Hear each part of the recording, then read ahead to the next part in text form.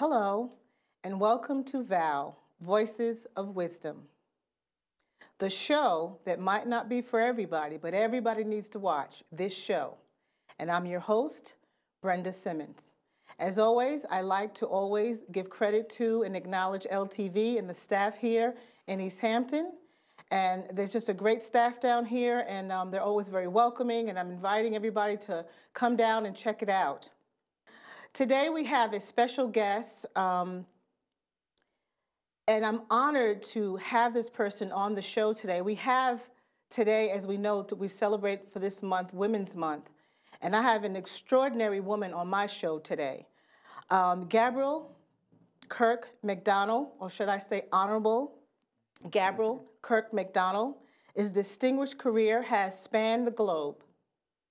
She has served as a civil rights lawyer, a law professor, a federal judge, the president of the International Criminal Tribunal for the former Yugoslav. In all these roles, McDonald has shown a passion for justice and has used the rule of law to combat injustice. As she has explained, I believe in the rule of law, not just intellectually, but it's in my gut, it's in my heart and soul, and it protects people from anarchy. Welcome, Honorable Gabrielle McDonald. Thank you, Brenda. Please call me Gabby. I'll call you Gabby. Or Gabrielle. It's so hard for me because I'm such honored to have you here, but I'll try to call you Gabby. Thank you. You were born in St. Paul, Minnesota. Yes, I was. And then you were raised in Manhattan, and then also you lived in Teaneck, New Jersey, I understand. Yes, graduated from Teaneck High School. And your further education, could you explain to the audience more? Well, more? I then went to Boston University, and I then transferred to Hunter College in New York, and then I left to go to Howard University School of Law. And I left before I received my degree. I was so anxious to get on with my civil rights career. So just give us a little story of how your journey was that led you from where you were then and where you are now. Oh, my. You know, the older you get, the longer it takes to explain a journey. So I won't dwell on anything, but let me fast forward. I was born in Minnesota, grew up on the East Coast. I decided that I wanted to be a civil rights lawyer during the 60s. The 60s, as you know, was very, well, no, maybe you don't know, but you've read about it. It was a very difficult time in the United States. And I was living in New Jersey, but yet I saw images of Little Rock, Arkansas, Central High School, where black students were doing nothing other than trying to get an education. And I saw events in Birmingham, Alabama, and it was traumatic. It was traumatic for me. I felt that I wanted to do something about it. I was living so safely, I suppose, in Teaneck, New Jersey. There were issues there, of course. In my graduating class, I was the only black female. There was a black male. And there were issues always, being a minority. But I wanted to do something, I thought, to change the world. Does that sound very naive? So I applied to one law school, and that was Howard. I've said I didn't really want to be a lawyer so much. I wanted to be a civil rights lawyer. And Howard was the place to go if you were interested in the civil rights movement. So I went there, and I studied. My classmates, who I've seen in later years, tease me because they say that if they wanted to see me, they'd have to come to the library because I spent a lot of time there. Right, right. I was afraid. I was afraid that I was going to flunk out. I knew what I wanted to do. It was very difficult, and I took it very seriously. So I graduated. I graduated first in my class, and I was fortunate because I wanted to do one thing, and that was to work with the NAACP Legal Defense and Educational Fund. It was and is the premier civil rights organization, has argued more cases before the United States Supreme Court than any organization, and that's where I wanted to be. Thurgood Marshall had been the director consul. He had left to join the United States Court of Appeals for the Second Circuit before I joined the Legal Defense Fund, but that's what I wanted to do, and I was fortunate enough to do that, for them to accept me. And I traveled throughout the South. I'd never been south of Washington, D.C., would you believe? Wow.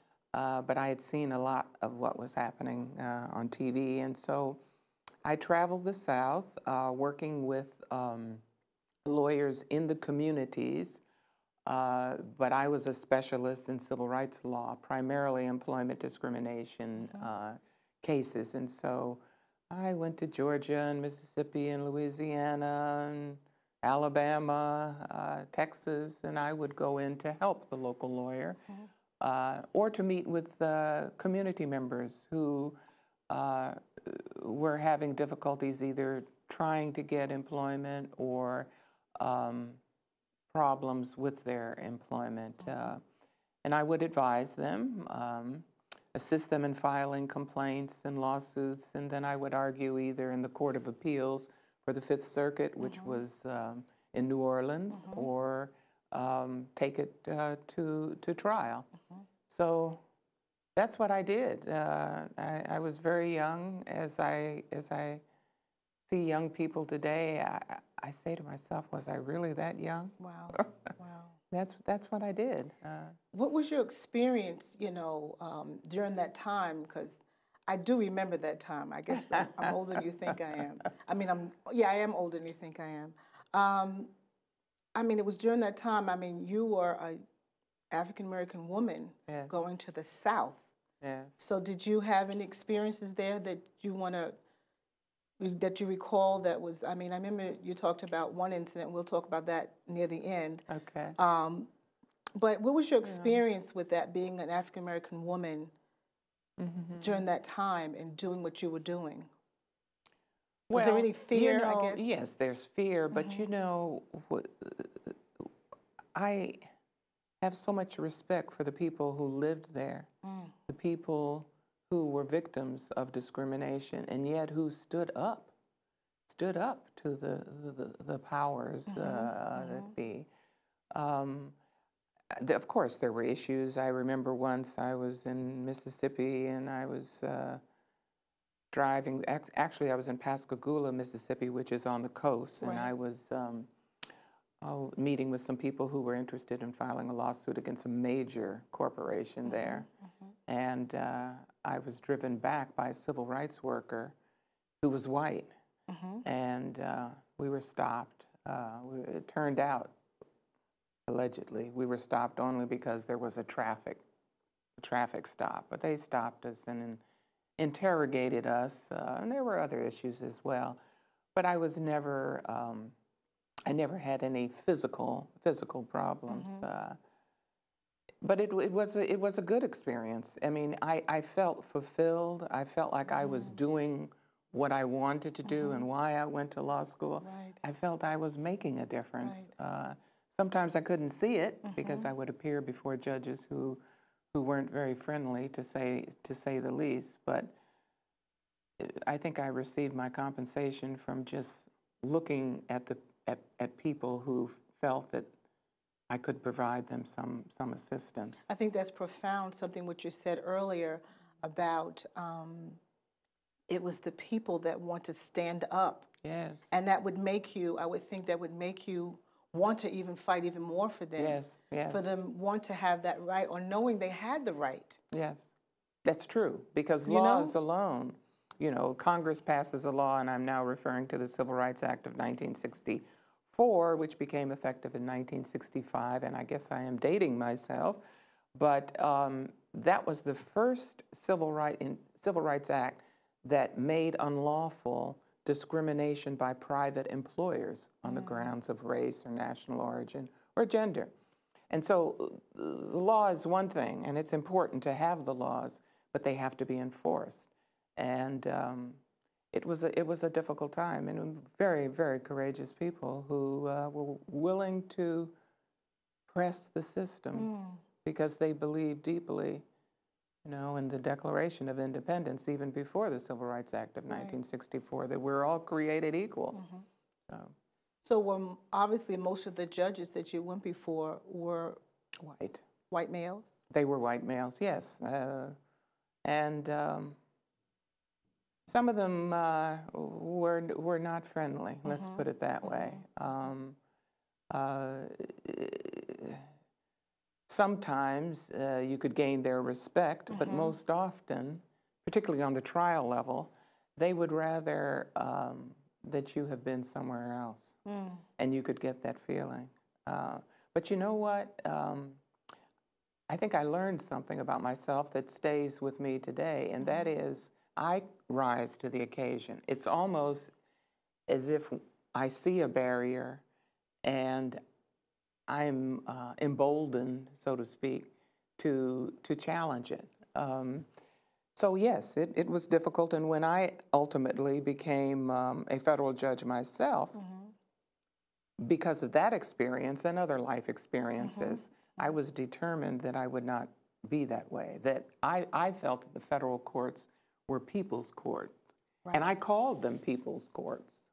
And some of my colleagues didn't quite understand that, but I think it was an experience, it was based on the experience that I myself had had in the South. And so I was determined and told my law clerks and my staff members that we were there to serve the public. Absolutely. And we'll see what people have to say about it. So you were appointed federal judge. And could you tell the audience a little bit about how that happened and who appointed you? Well, I was appointed by President Jimmy Carter in 1979. As I said, I was a civil rights lawyer. At that time, I had left the NAACP Legal Defense Fund, and I had married a Texan, and I was in Houston, Texas, which is another story, a long story, because it was quite an adjustment coming from New York.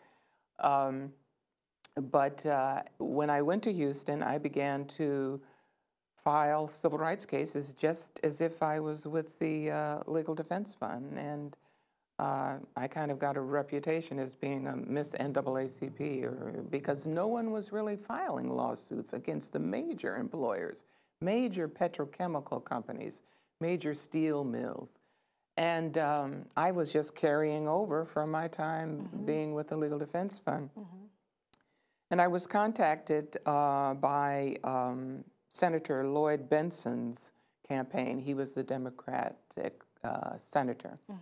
And I was asked if I was interested in becoming a federal judge. And it was nothing that I had aspired to, because, you know, to have that kind of aspiration, you have to have some role models. And when I was filing cases in the Southern District of Texas, the entire bench was white males, and I really never envisioned that I would be a federal judge.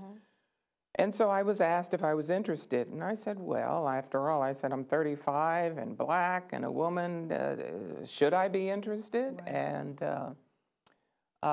they persisted, and I then met with Senator Benson, and we had a nice interview, and I thought it went well. But, you know, who knows? He didn't make any commitments. And then subsequently, he asked me to come to Washington, D.C., and I must admit, I said to myself, I'm traveling from Houston to Washington, D.C., I hope I hear some good news. And I did. He was interested, and he said he would submit my name to the president. The president then, President Carter, appointed me, and then I was confirmed after a hearing by the Senate, by the Congress, after a hearing before the Senate Judiciary Committee. How was that hearing? What was that process? Well, I mean, the term, I mean, how long did it take, and what was it about? Well, it's not like what you see on TV for Supreme Court nominees. I wasn't the only judge from Houston who had been appointed at that time. There were three other males. And we were interviewed by a committee of the Senate Judiciary Committee, a subcommittee. Okay. Senator Baucus, who's still a senator from Montana, was the chair. And we were interviewed, you know, that interviewing process is preceded by a very extensive FBI check, where they, and I've had an opportunity to read the report, and I have a copy of it, because the FBI went back to my youth and interviewed so many people who, you know, sometimes they're a little intimidated when the FBI knocks on your door. And, Absolutely. and so it went well. It went well. It went well. Obviously. Yes. Obviously yes. it did. Yes. Yes. So from that point, after you were appointed federal judge, where'd you do? I was based in Houston. Okay. I was appointed a judge for the Southern District of Texas, which is located in Houston. It has other divisions. It goes all the way to the Mexico border. There were 8 judges at that time, and when I was appointed, I became the 3rd African-American woman to have ever been appointed to a federal bench. Judge Motley, who had also been with the NAACP Legal Defense Fund, was appointed for a judgeship in New York City, and Judge Clarice Lowe. And then I became the 3rd African-American woman. And that's hard for me to believe, because we're not talking about the 40s. We're talking about 1979, which seems like a very short time ago to me. Absolutely, absolutely. And there were 8 of us, including in Houston, more in the Galveston division and more in the division near the Mexico border. And I began trying cases. I was how shall I say, an oddity. Certainly I had this hyper visibility. Absolutely. Everyone knew me, and in part because of my civil rights background. But then when I became a federal judge, I remember I went shopping one time, and the salesperson, "Aren't you a federal judge?" And so, yes, it was a milestone. It was a milestone for the Black community. Absolutely. And the female community.